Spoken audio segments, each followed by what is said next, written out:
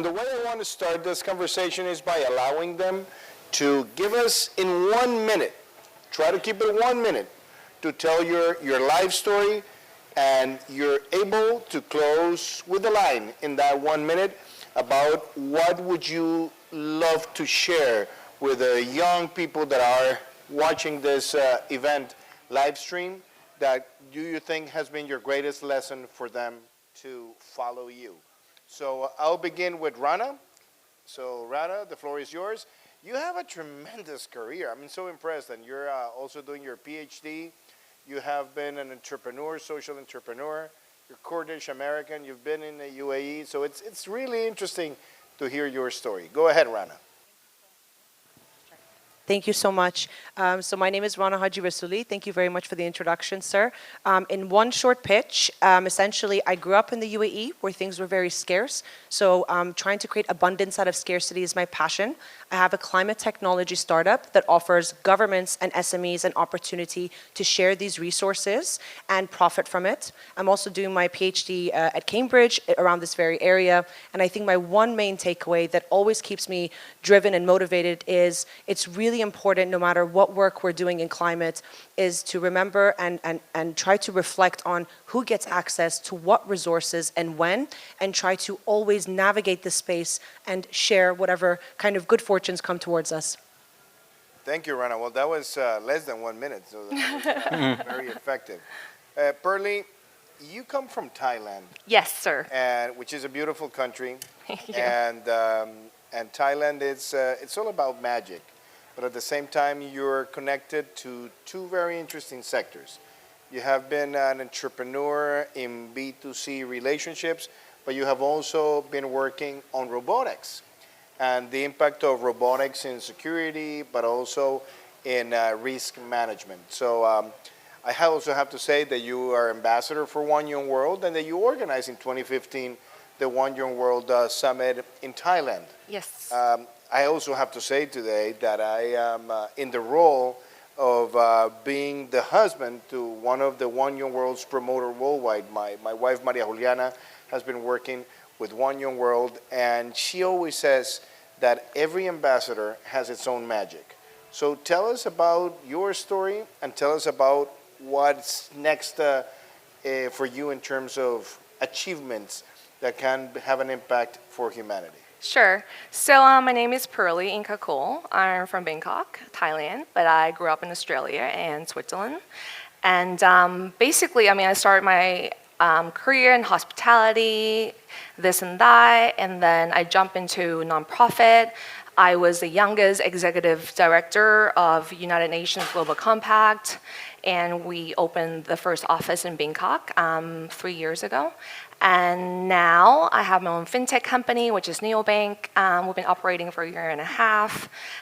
Basically, that's been helping middle class and SMEs into loans, but not like a bank kind of way. And now I'm a partner at AI Robotics Ventures in Bangkok, and we do drones, we do robotics, we do submarines, and everything is run on AI and big machine learning. So, today I really want to discuss how we can help farmers around the world and using AI and how the spillover of AI can do actually great things and not bad things for climate change. Thank you, Pearly. That was brilliant. And Federico, you're from Colombia, man.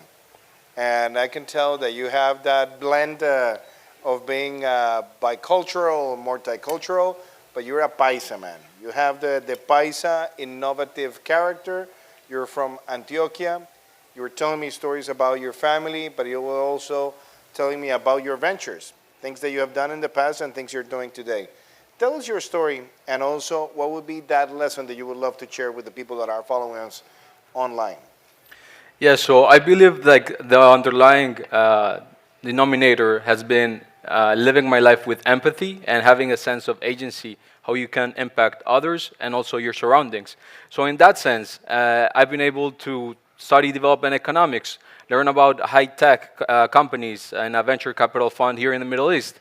But then coming back to Colombia and being able to understand the deep issues of some of the rural communities and having an idea how I can transform them through market-based mechanisms. So all this started with an exports business and then pivoted into how we can transform the landscapes, how we can use nature-based solutions, ecosystem restoration projects, and giving these communities additional income streams.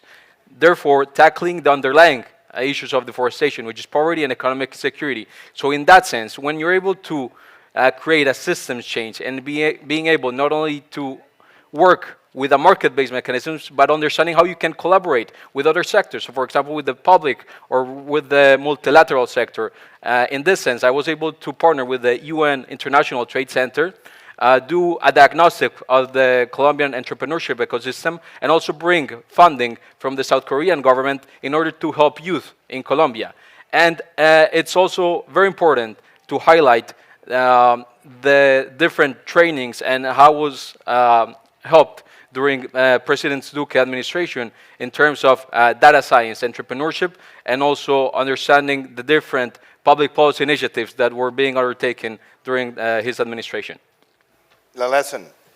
What's the lesson? And the lesson would be able to understand with empathy what are other people's challenges and then tackle those issues at first hand. Well, this is amazing because, I mean, your stories are really inspiring. And we're in COP28, where the whole planet is putting an eye on these conversations that are taking place here at the UAE. We have seen great announcements in this week. We saw the loss and damages fund that is very important to compensate the Global South. We have seen the UAE 30 billion fund that has been announced.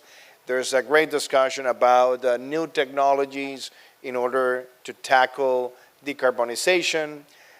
So for me, this is just a great COP in a sense that the private sector has taken a strong lead. You're also entrepreneurs, so you want to do things that are meaningful in business, but you have it with a purpose, which is the conscient capitalism scope. So a lot of people ask me, 28 COPs, isn't that too much? And so people tend to say there are good COPs and bad COPs. So I want to hear from you whether you think this is a good COP and why, and what would be the contribution of the sector you're working in order to solve many of the challenges we have been discussing in the last week. So I'll begin with you, Federico. I would think this is a great COP because when you understand also the emissions that are coming from the fossil fuels industry, but you have to work together and see how you can leverage these different types of mechanisms, not only to fund new technologies, but also in order to instate different policies that are going to help the countries reach the different targets, which we are really lacking the proper funding and inclusion of some of the different stakeholders that should be there. So this is the right time to be here. And for example, in the nature-based solution space, there was actually some agreements in how it should be included in the global stock tech. And I look forward to not only having it on paper, but also being implemented and having real actions towards it. And that's what really makes a good COP. That's a great answer, Federico. Pearly. Yeah, so... But let me also add something to your question. Sure. So I want to know whether you think it's a good COP, bad COP, but also I want to hear from you how the robotics industry is going to play, or you think can play, a very dynamic role tackling climate change. Yeah, definitely. So I think it's a good COP, because I'm here. And Good. to talk about AI and robotics in depth. So I think AI and robotics can play a massive role in climate change because, for example, the nature-based development, what's it called, credit, carbon credit is a big deal in Thailand right now and around the world. So we use AI to track that. And why is AI better than human? it's more precise. So basically, what we do with farmers in Thailand is that we use a satellite from the European Space Agency to track down the forest or farms, and then we do what we call it ground truth.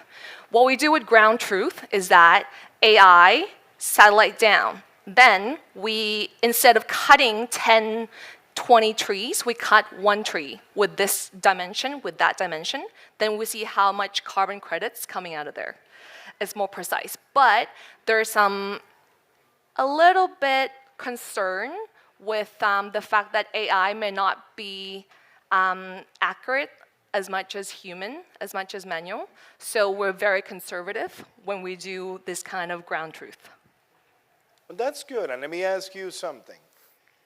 A lot of people tend to analyze AI, and I heard a phrase that someone shared, and they said that AI was like nuclear technology. So you can either do great things with it, but it also can be very dangerous. If you were to put that on a balance, what would you say? That is, AI is going to make the world much better, or is it going to put us in more risk? I really believe that AI will make the world a better place. That's coming from me because I work in AI for many years now, and with robotics as well. But the thing is that what we have to understand is that AI cannot just play the role by themselves. We need human being as well. We need human. We need to train people with AI, to work along with AI. Because, I mean, a lot of people come up to me as well, like, Pearly, AI is taking over the manpower. AI is taking over, jobs. And I disagree with that, because it's not true. I mean, like, we have over 400 or 500 people work in our company right now at ARV, and they're all basically working side by side with AI. And, I mean, it's proven to be massive amount of generation after generation with farmers, with the forest, everything that AI have been proven that it's working really well. Yeah. Rana, good cop, bad cop? I want to hear from you on that. And I also want to ask you in the fields that you're getting into, and maybe share a little bit about your PhD and how you're connecting your PhD with entrepreneurship. How do you think in the area that you're involved in is going to contribute to face the climate crisis we suffer now globally? Thank you so much for that. Thank you so much for that question. Currently, I would start off by saying that I think it's a great COP because there's a huge amount of representation. We also have an Indigenous Peoples Day. There is plenty of mobilization around the private sector at the moment. And although I'm not a technical background like my lovely panelists in terms of AI, we're also deploying it. So the way that I see it is that we have a serious industrial problem. Until today, since the Industrial Revolution, we've mined about 700 million tons of copper alone. These are critical minerals and materials and metals we're going to need to get to net zero. So when we talk about net zero and we talk about climate change, we need to have a reflection in terms of where is all of this coming from? It's coming from the lithium triangle. It's coming from Congo. We are sacrificing the well-being of the global south to meet the demands of the global north to drive what we call a clean car. Is it really clean? What are we currently doing with lithium-ion batteries? So my PhD kind of studies this complex adaptive system and tries to capture, in simple terms, what is the stuff that we need? How much emissions does it actually emit today? And what can we really do to leverage technology to better give access to the information that people need to make better decisions? So to Pearly's point, we're not trying to replace technology or say it's a one-size-fits-all solution. On the contrary, the work that we do is try to democratize this access to sustainability to the people that don't have that right of choice, to understand what are the secondary materials in the market that we could make use of in case our supply chain is hit, right? Because 45% actually of the global emissions is just created from the stuff that we use every day. These are within supply chains. Our entire supply chain was built off of the precedent of uninterrupted access to the most energy dense form, the most dense form of energy we've ever seen, which is fossil fuels. So if we're moving away from that, how do we implement the circular economy? And what is the role of the average person, and how can governments enable that? Pearly, now's your turn to start first. Robotics, you've mentioned a lot of interesting things about robotics. I come from Colombia, and Colombia is an Amazonic country. 35% of our territory is Amazonic land. The Amazon is one of the most important biodiverse spots in the planet, almost 20% of the world biodiversity. But we have lost in the last 40 years more than France and Germany together due to deforestation. Give me an idea, just a thought. How do you think, for example, robotics and AI can help us tackle one of the most dangerous issues in the global south when it comes to climate change? And I just give you this number. In the case of Latin America, negative use of land and deforestation is 47% of our emissions. How do you think AI and robotics can help us confront the deforestation? Yeah, so what I've experienced in Thailand as well, there's a lot of deforestation in Thailand, and we use AI and robotics to combat with that by training people, by training farmers, by training forest guards, using, for example, using an app, which we have. Our business unit, it's called Varuna. There's an app, and they can go into that app and they can measure their own land. Or the forest guards can go in there, and then AI, we have drones flying around the forest. And I mean, you can use this as well. I mean, I'm sure you can have this, and I'm sure you're already using this. We have drones flying around, surveillancing, the forest and the farm, and noticing what is going wrong. Because on the drone, it's not just drone itself that's flying around. There's AI CCTV on it. And people can drive the drone from your home. And the range is crazy. And there's a box, which is robotics box, it's called Horse. And the drone, it's called Phoenix.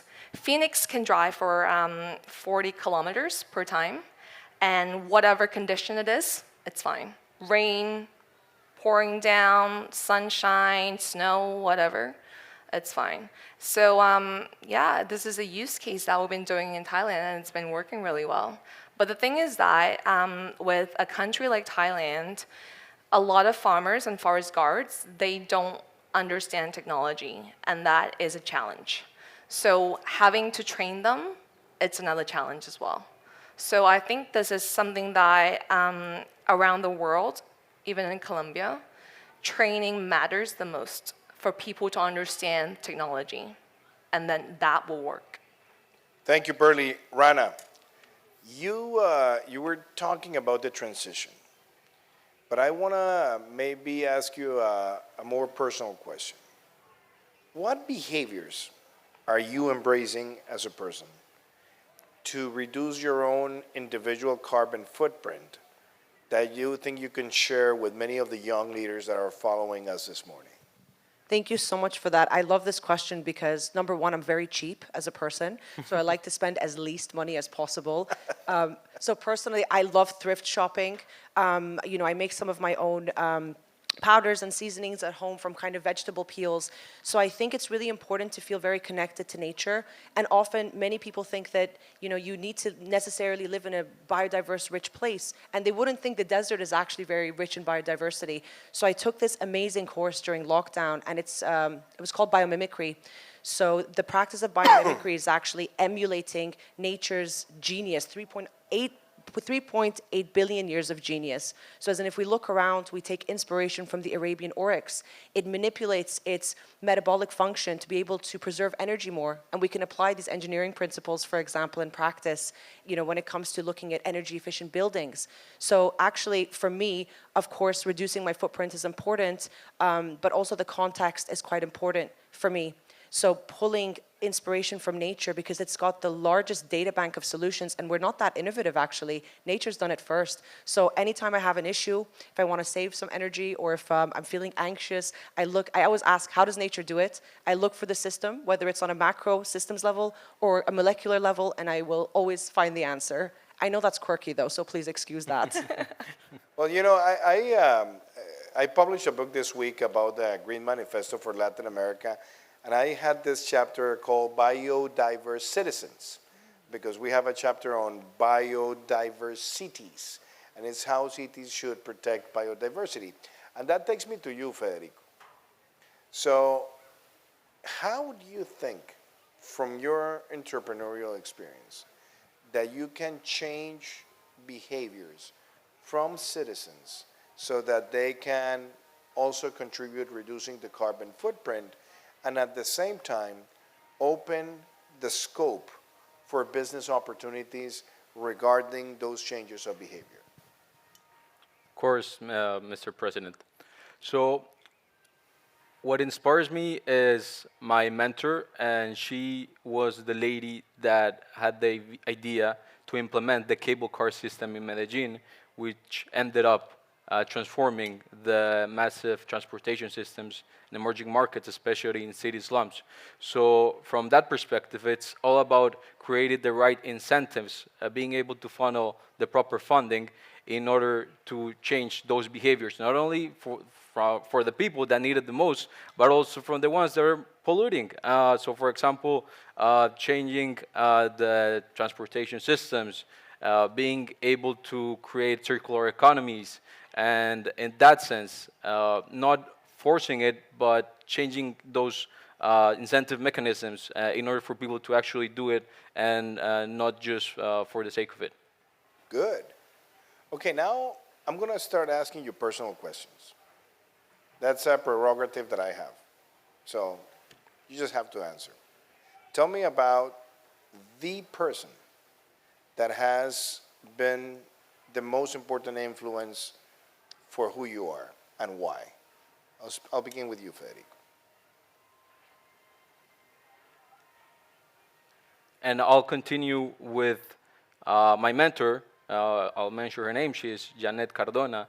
And being able to be a woman that was able to convince not only the council members in the city of Medellin, but also being able to convince the manufacturers of these cable cars that eventually, after getting no's from Italy, Austria, Spain, she convinced the French manufacturers and was able to take the system, and also through different administrations. So that means that being resilient and being able to push forward innovative ideas and being able to get there and transform the lives of millions of people is really something that inspires me and has been ultimate energy point in my career. Pearly. Who inspired me? I will say my father. He taught me all the values that I have from a very young age until today. It's giving and empathy. And the values that I have to this day, I just told Rana about it. There's three things, core things that I believe in. That I want to be a good daughter to my parents. I want to be a good citizen to Thailand. And I want to be a good citizen to the world. And he taught me that, and I live that. I wake up every day thinking about it. How old is him? He's 79. Yeah. Nice. Rana, who inspired you? Similarly, I think I would probably say my mother. She's, been through a lot throughout her life, and no matter what, she comes out extremely resilient, and she's highly pragmatic. So I really appreciate that lens. And, she also influenced me to say, sustainability, great, but so what, So that made me think, on a deeper level, how can we really claim to want to protect nature if we can't value it, if we don't understand, how we can actually make most use of it? And of course, being extremely kind of, ready for any situations and not being limited by my gender, because of course it's without saying that in the Middle East, there is a certain perception about women here, which is changing now. But she taught me how, as a really strong, effective, and empathetic leader, which she has been to her community, that you can really make your own strides forward and find your own place and where you belong in the world. So another personal question, and we have in the streaming thousands of youngsters around the world that are looking at you and are saying, wow, What a success story. Three very successful young entrepreneurs, ambassadors of one young world, sharing their experience. But also, entrepreneurship has to pass for some stages of failure that make you stronger, that give you lessons. So, Rana, let me begin with you. Telling us about your biggest failure ever and what you learned from it and how it made you a better person. Honestly, sir, my biggest failure generally, I think, is networking in the sales part. I am absolutely terrible at it. So whenever I have the biggest opportunity, I just kind of like freeze up and go awkward, and then I ask them a question that makes them uncomfortable, and then I'm like, oh, I should have probably learned how to maybe learn a little bit more, social skills. But as an entrepreneur, I never wanted to be a CEO. It wasn't something I wanted to do. I found the problem, I became obsessed with it, and I loved it. So I think as an entrepreneur, the best thing that I've learned is not to solutionize too early. Don't get attached to your solutions. They will change. It might look different. If you love the problem, I feel that that's 50% of the solution already. Okay, Pearly. Honestly, it's I work way too hard as an entrepreneur because I'm very ambitious as a person. So that took a big toll on my health. Mental health, physical health. So I want to tell the young leaders that's watching now, right now, streaming or later on, prioritize your health, mental health, physical health. Because no matter how great you are, no matter how many funding you get, millions and millions of dollars, to basically, create your own company, it's not worth it. You need to balance it out. I know it's hard to do so. I used to sleep 3-4 hours a night or less. How much are And you sleeping now? now I sleep 6 hours. Yeah, basically the flight from Bangkok to here, and then the flight back tonight. Federico, failure lesson. That's an amazing question, and you should all learn from them, because vicarious learning is the best way of how we can grow. And I actually want to recommend a book named Why Startups Fail by a Harvard Business School professor. But my biggest failure was during the pandemic, where I saw an opportunity to create like a small digital startup. I raised funding from a Japanese investor. However, the tech aspect of the business was taking longer than expected. And I didn't take the right mentorship. So when you can seek the right people, not only in the business sense, but also it could be in the technology or it could be in mental health. But when you reach out to people, they actually want to help. And when you learn about their failures, you can actually overcome and be able to save all that burdens, time and energy and money actually from failure. So learning from others is the best way really to push forward and keep going. One of the things that for me, in my own life has inspired me in some sort of way is philosophy. And out of philosophy, the Stoics have inspired me a lot. And they're now great books about the Stoics. But they reflected on the cardinal virtues of human being. So they talked about courage, which is, embracing change, starting something that you believe in, even if the common wisdom is not on your side. They talked about self-discipline. They talked about justice, and they also talked about wisdom. But I wanted to ask you because, a lot of people want to know how you made your success possible. What are the virtues, if you were to select 1, 2, or 3, not more than 4, because we want to have more time for the conversation. What virtues do you think are moving your heart and your daily force to achieve better things without losing humbleness? And as you well said, the three of you, without losing empathy. Who wants to pick it up first? Yeah, I'll go. I think resilience. Yeah, for sure. How do you define resilience? It's my favorite word. Resilience is basically not giving up. Always keep going. Even though there's setbacks, you keep on going and pushing forward. Resilience is something that I put it dear to my heart because that's how I made One Young World Bangkok happen. It was tough because for One Young World to come to Bangkok in 2015 during coup d'etat, who would have come? Kofi Annan, the late Kofi Annan, he came to 2015 in Bangkok. I mean, yeah, I mean, the prime minister at that time, during the coup, there was no freedom of speech. And One Young World, it's about freedom of speech, for youth to have a stage, a place to stand on and talk about everything. I spent 3 months at the parliament in front of the prime minister's office. 3 months. Every single day, I go in there and I'm like, please, I want 5 days freedom of speech. Last day, he's like, I'll sign it for you, Pearly. He signed freedom of speech for 5 days for One Young World, for youth to talk about, basically, I'm sorry to say this, talk shit about the government. So, yeah. Rana.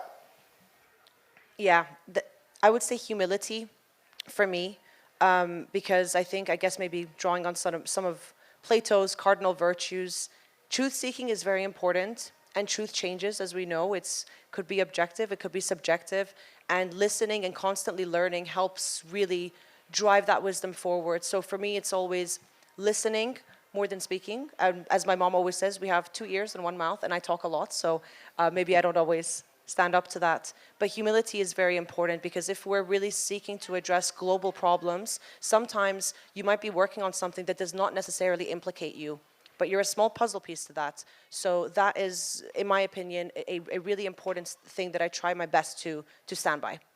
How about you, Federico? Yeah, going back to Seneca and Marcus Aurelio on really focusing on what you can control, and being able to achieve a lot of things with that mental framework. What I realize is that when you start reaching positions of power and you have some influence, but you want to do a positive impact, then sometimes there's really kind of some poisons of power, and they're like hubris and ego. But the best antidotes, or in this sense, kind of the values you can practice, could be being humble and have empathy, and through active listening and being able to understand others. I think those are great values everyone should have in mind, especially when you have the unique opportunity to impact, if not thousands, but also millions of people. Well, I think the three of you have mentioned, very important virtues. I also told you when we were preparing the panel that I was going to ask you one question, and you said you had to think about it. But if you had an Aladdin lamp, and you were to ask the genius for one wish to come true in the field that you're working, to have better impact for humanity, what would you ask? So, Federico, take it first. Okay, I'll go with artificial general intelligence, because when you start seeing the impact that current AI or language learning models have had on the productivity worldwide, and why even like some magazines like The Economist have said that it really has evaded from like some economic recessions, then you understand how by integrating artificial general intelligence into different segments of, let's say, the climate space, it could be into nature, biology, could be robotics, could be complex adaptive systems, then you can have that intersectional impact and being able to create those efficiencies that maybe sometimes by econometric models or correlations are not really seen from above. So there's a lot more than being afraid of that, and by having the proper safeguards, hopefully by governments, then we can really evade those fears that currently AI has. That's a big wish. I think the genius will need a notebook to take notes. But it's a great wish. Pearly, wish. My wish is basically very similar to you. AI as one world, where government, where institutions, where all big companies, large conglomerate can understand what AI is all about, and a lot of funding from government sector. I think that is very important for AI to move forward, and collaboration between countries. Yep. Rana. Short. I think mine is on visibility. because a lot of our problems can be resolved if we have visibility over the resources that we have locally. So my one wish to the genie, the magical genie out there, would be to give all of the people of the world access to the visibility of those resources they need to thrive, not just survive, and make most use of them. So let me ask our organizers, how much time do we have? Just to see if we're going on schedule? Because I still have many questions. What's that? 20 minutes, okay. So that's good. That's good. Because that allows me to pick on that same question that you had as a wish. What technology do you think the world will see in the next 5 years that will disrupt climate policy? Some people have said it's going to be maybe new forms of energy or energy storage and energy distribution. Other people have said, well, it might be fusion energy. Other people have said, well, we might change the way we conceive transportation with autonomous vehicles, for example. Other people have said, maybe design thinking and the combination of AI through a massive education system so that we can expand best quality for most of the people in the planet, primarily in the global south. Other people say, well, it's going to be precision agriculture. There are a lot of thoughts about these technologies. You're in the cutting edge of those technologies. So I want to hear from you, which technologies do you think are going to be very disruptive, and how the young people that are watching us can maybe find an opportunity there? What would be your advice? Rana. I think the first one is definitely quantum computing. While we're not there yet, it's going to fundamentally transform the way we even view energy, distribute energy, store energy, and really cut to the core of, mathematical problems that we didn't think were possible. So this will change the way that we, operate, the way that we live, and perhaps even to a certain extent, it may even be dangerous if it's not regulated. So I think on the macro level, that's something that we can see quite, well, in the long-term future. But in the short term, I think AI is actually taking the forefront in many different ways. It's helping us understand interconnected puzzle pieces that can really help, have these technological spillover effects. So if we, take an example of, let's say, Google's DeepMind, for example, or Watson at IBM. These are the types of technologies that we're understanding how we can reduce our energy consumption, let's say by 40% in one specific context. That can then be translated over into more energy efficient buildings, for example, and the way that we manage those resources. So I think those are kind of the top two that we can see in the long term and perhaps in the short term. Pearly. I definitely believe in agriculture technology, because I think AI can play a big role in this, because this has to do with carbon credits. So, but there's a downside to it if it's not regulated, because governments and government need to come up with regulations. Because right now I feel like, I don't know about other countries, but I feel like Thailand is being taken advantage of because we have so much forest. And then, bigger countries, wealthier countries have been taking advantage of us, buying our carbon credits and everything so they can meet their emission, their credits.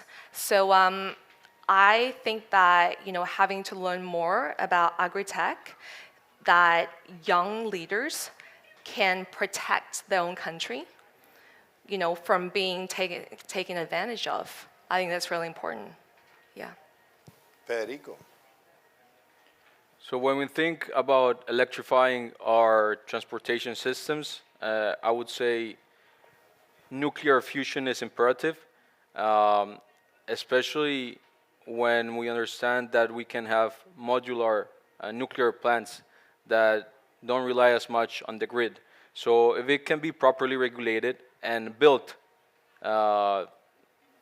pretty fast, because nuclear plants can take 15, 20 years to be built, then I think we can really change that energy matrix, not only in developed countries, but also in emerging markets.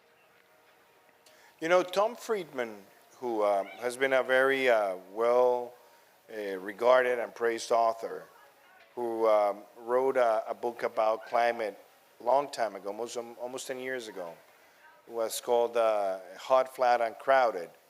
He had a chapter in that book that was called Being China for a Day, which literally what he meant was not literally China, but what he was saying is, if you had the capacity to make a decision that is not attached to parliamentary discussions, building a majority, trying to generate the boldest consensus possible, but if there was one decision that you could make, being a head of state, or if we can put it hypothetically, being the ruler of the planet, in order to improve people's lives, what would that decision be? Who wants to pick it up first? Yeah. Rana is thinking. Sorry. Do you want to go? Bertie, you're fast, man. That's quick. Yeah. No, you're because sharp. I mean, Like coffee. back in the days when I was at Harvard as well, I wanted to be at Kennedy School. I wanted to be a prime minister. So I always have so many thoughts in my head already what I wanted to do. So I mean, education definitely is number one for me. Education for all people, no matter how rich, how poor you are, everything is at equal. You get the same education everywhere. Whether, I mean, right now, seriously, like I'm working on Drone Racing League, where there's a STEM program for 500 universities. But let me and schools. interrupt. Yeah. If you say education, I would say that's the policy. But tell me a decision that you will make that would improve the life of the planet. One decision that you would take. One decision, I think it will just, like I mentioned, I think it's education for all. Yeah, that's it. Massify education. Yeah, definitely, in like massive scale. Yeah, if I can run a country or this world, education.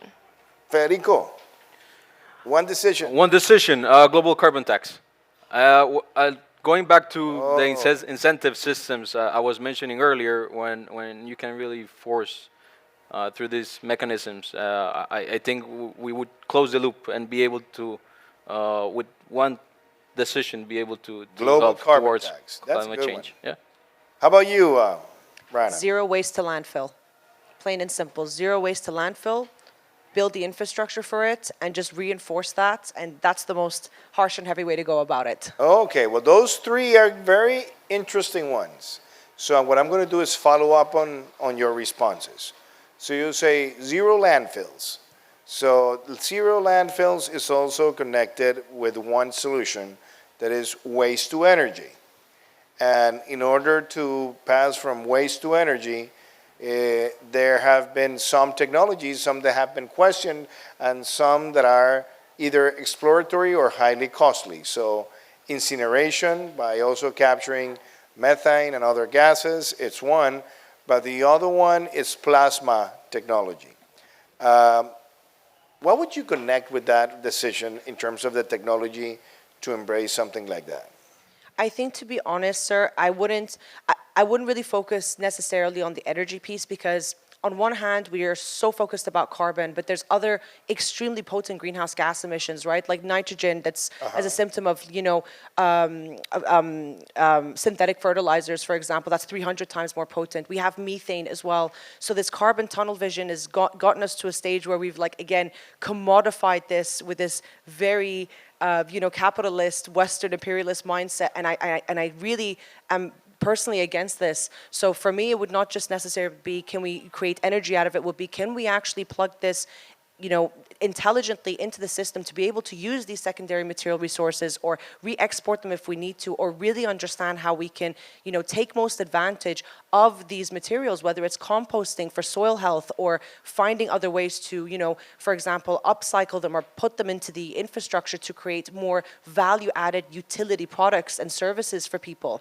So that would be my angle on it. So it will be the three R's: reuse, reduce, recycle, and having them as a general principle, and then try to find the solutions. And the extended R's. I think there's extended. 12 R's now, I actually. think that's a brilliant. I mean, I really like that answer, because you're putting us to think a lot on, especially in the global south, where landfills are still a big part of the equation. But Pearly, you said massify education. But then a lot of people have also asked themselves that have been analysts of the education system whether we really need to change the way we think about education. And I remember that one great thinker in the UK said, well, education, the way we have conceived it so far, has been more or less aligned with the industrial or the revolution or the illustration movement where, all the kids go for 13 years to school, then they graduate, then they have a combination of STEM education, science, technology, engineering, and math. And some have spoken about STEAM, which is science, technology, engineering, arts, and math. And I really want to ask you, I agree with you on massifying education. By the way, Ron, I also agree with you on landfills. But when you talk about massifying education, what changes would you make to education in order to make it more humane? Yep. Bring back humanism, combine it with technology, and try to make it less boring. Yeah. No, I'm actually glad you mentioned all of the sentences that you just spoke about. I disagree with traditional education. I really do. Because I think it's a waste of time. When I hire my staff, I don't look at their educational background. I don't care where they go to school, honestly. It's all about hands-on. I want education around the world, especially like in Thailand, where I'm from. And I want it to be hands-on. I want it to be on AI. I want it to be on something that is going to benefit them in the future. And it's going to benefit our country. It's going to benefit the world. Not going to, doing algebra, not doing this, not doing that, where you don't use that, in the end. So I disagree with traditional education. I want AI education. Good. Okay. I like that. Thank you, You've sir. spoken a lot about AI. So, I love it. So you mentioned global tax on carbon. That's one of the areas where I have been involved in the last years, and in this COP, I participated in a roundtable, and I said something that is worrying me. Like I agree that carbon pricing is very important. You won't have a good carbon tax unless you have a good carbon price. But my worry is that pricing has been so attached to the global north discussion that I think the global south has been left behind. And the thing is, if you create a big gap, it's going to be more difficult for global south projects to be able to connect with the funding when it comes to carbon credit markets. And I said that even if we consider a global tax in the global north, it'll be very important that part of that taxation will have a way to compensate the past externalities on developing countries and maybe deploy that capital through GCF or other kind of mechanisms. So I wanted to ask you, how would you make that global tax on carbon more just and more fair in terms of distributing to pay for past externalities in the global south? Okay, that's a great question. And in my opinion, based on what I've read on the global carbon tax and also my involvement in some of the voluntary and regulatory carbon markets, I do believe it should be segmented and being able to understand how you are able to avoid this unintended consequences that are really taking into account when you really go into the global discussion on these taxes. So it would be based on really directing the funding to the rural communities that are at first going through incredible times and they're the most affected by the climate change. But if you're able to reduce deforestation, like going on to a specific, if you're able to give them like additional income streams and reduce directly deforestation, then I think that's at least a first step. And it would have to involve a lot of research because I think it should not be a wrong-headed discussion and just go into it. There should be more research. Okay, I have invited for this panel two imaginary guests that did not make it to COP28. And they're, in your imagination, they're seated here. Let me introduce President Joe Biden, and let me introduce you President Xi Jinping. You have them here. So you have one advice to give each about what the world is expecting from them, and maybe related to the impact that it has produced that they didn't come to COP28, which is not a good news. But you have them here.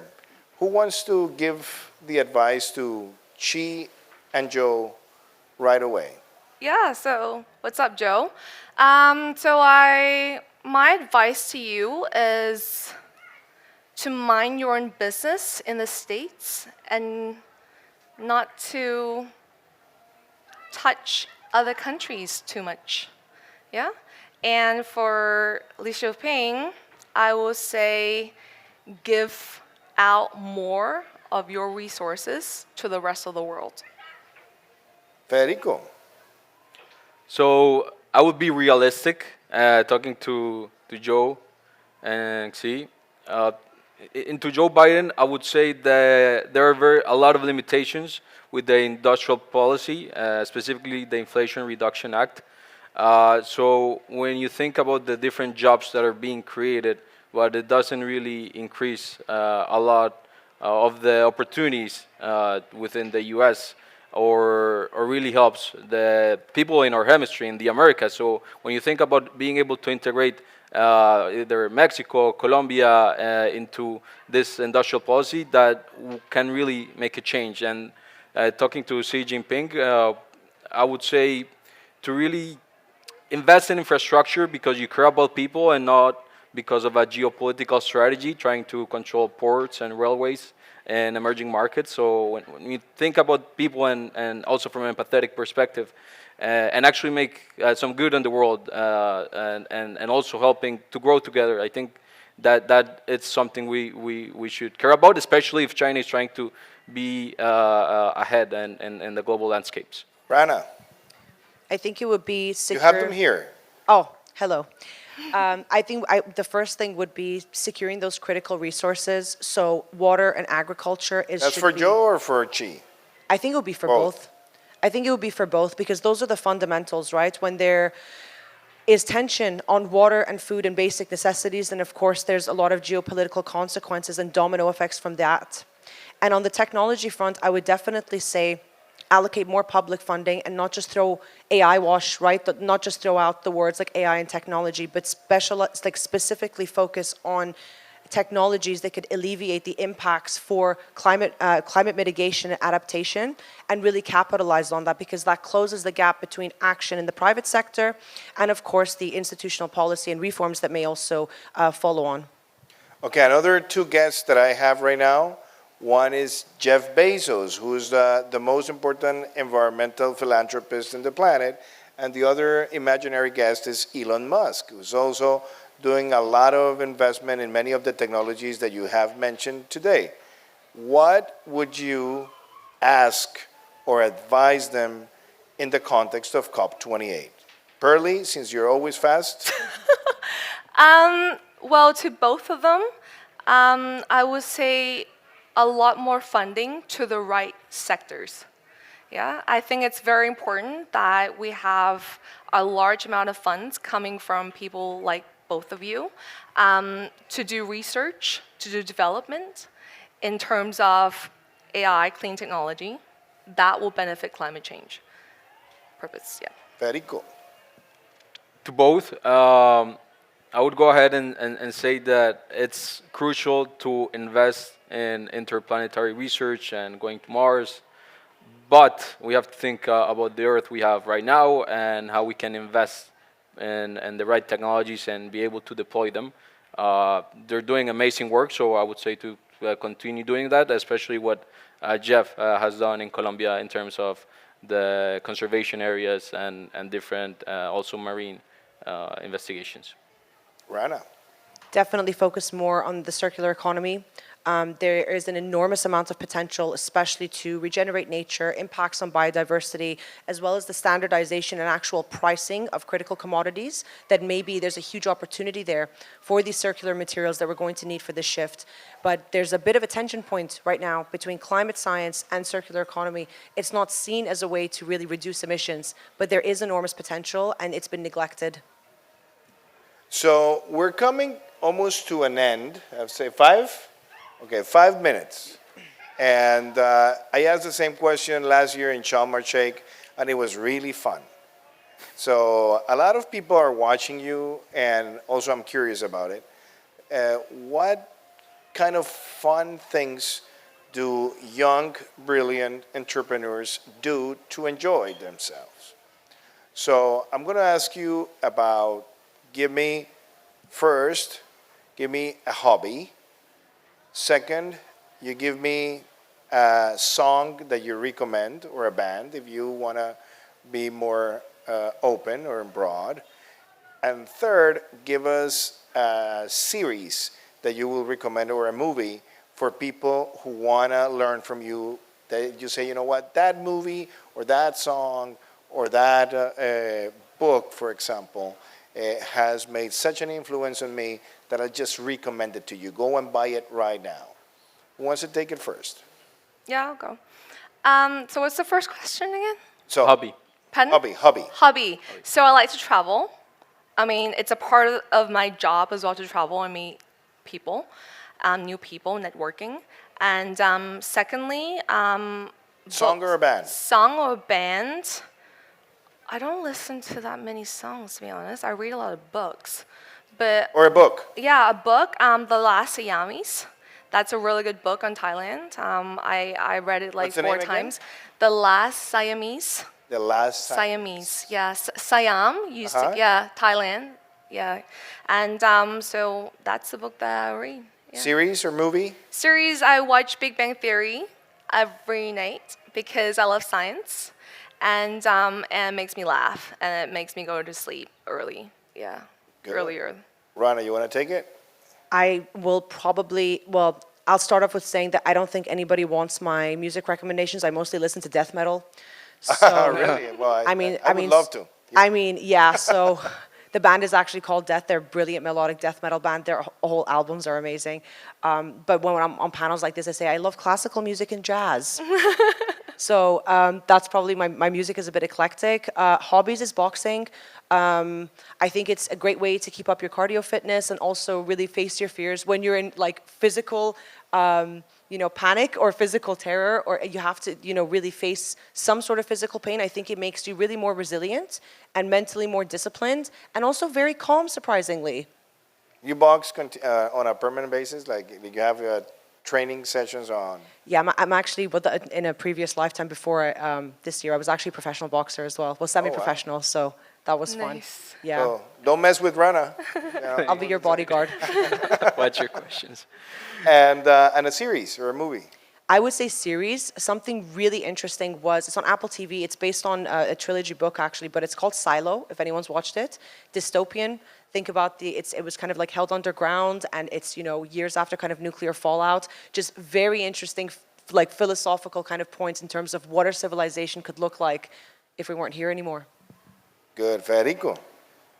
A hobby would be, I love doing outdoor sports, and actually something that's amazing for your mental health is hiking, and especially in Colombia, there's so many places you can go Like to. what kind of hiking? Like, Like going like a long 2-hour walk. It could be with your friends, could be with your dog, could be alone thinking. Those types of hikes. Then song would be reggaeton by J Balvin. That's like Medellin, my city. It's kind of the birthplace or one of the birthplaces of reggaeton. and I love it. It's after Puerto Rico. I heard it 2 days ago in a restaurant, and I was so happy because I think the DJ was from Medellin, because he put all our Medellin reggaeton music. Yeah, and they say it's made in Medellin, so you understand how it went global, and now the number one artist worldwide, like it's a reggaeton singer.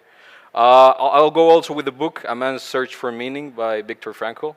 Oh, yeah. Amazing. And Series or movies? series or movies, I would say Colombia Magia Salvaje.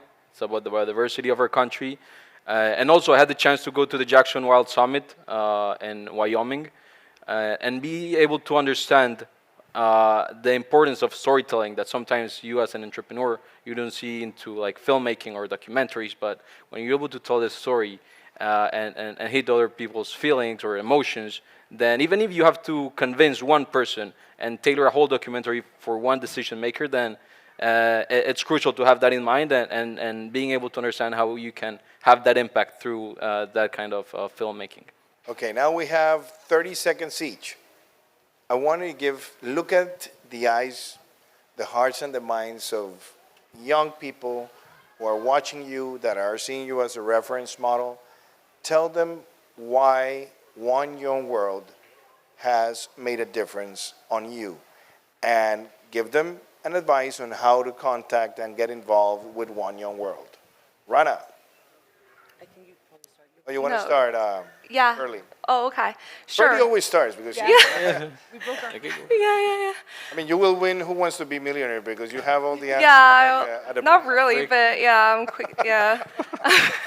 So to the young leaders out there, I want to say that One Young World changed my life forever since 2013, where I went to One Young World in Joburg, and that's the reason why I am here today, and the reason why I've become a proper. I mean, I wouldn't say I'm young anymore, but a Really, true don't make me feel a true so old. leader in this society, in this world, and make me believe that I can do whatever I want, to be great.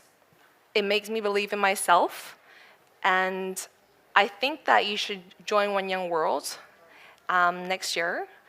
You can go to oneyoungworld.com, or you can go to their Instagram, Facebook, anything, and I really want you to participate. And go on YouTube, type in highlights One Young World 2015 Bangkok. Wow. Okay. Fede, Um, closing line.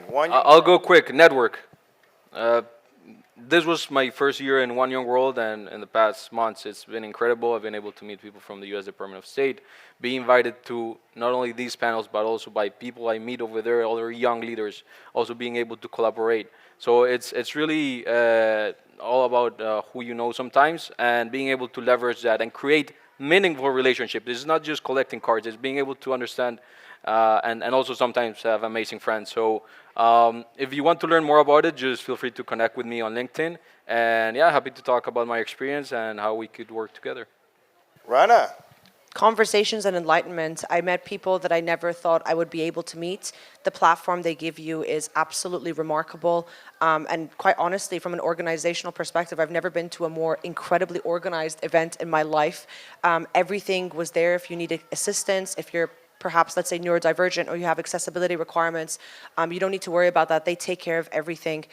So the learnings there and the, cross-pollination of information, the things that you learn and absorb that you can take back and then be, kind of launched back into your new future, it's an opportunity that would be very unwise to be missed. And as for funding, there are so many funding opportunities. I went on a BP Net Zero scholarship, and I was very fortunate to be able to really be able to take advantage of that, and it was probably the best career move I've ever made in my life. well, thank you so much. Ladies and gentlemen, let's give a big round of applause to this incredible group of ambassadors. Thank you, Fede. Thank you, Pearly. Thank you, Thank sir. you, Rana. And it Thank has you, been, Mr. again, President. a pleasure for me to be with One Young World.